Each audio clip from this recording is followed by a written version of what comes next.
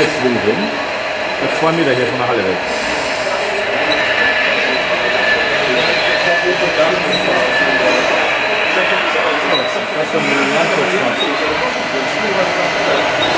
Der sieht doch da hinstellen, ne? Oder was?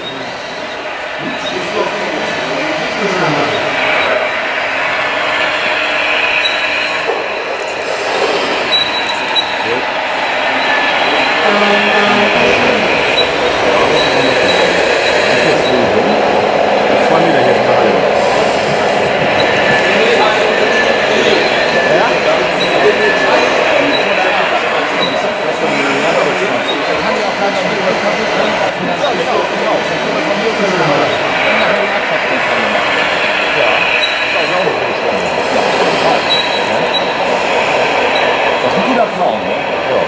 Und man hat gleich eine Fahrt in Gogel. Ja, das auch noch. Das sind. Ja. Ich glaube, da hätte er nicht besser gezahlt. Aber so machst du nicht so viel Dreck. Muss Rainer doch direkt machen am Dienstag.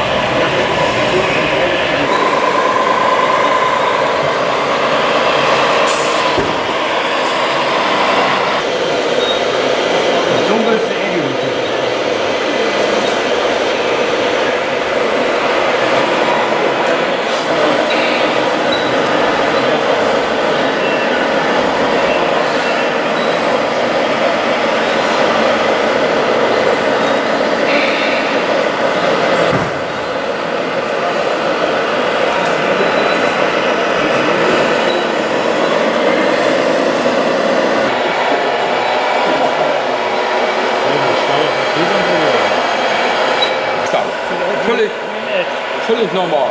Stau.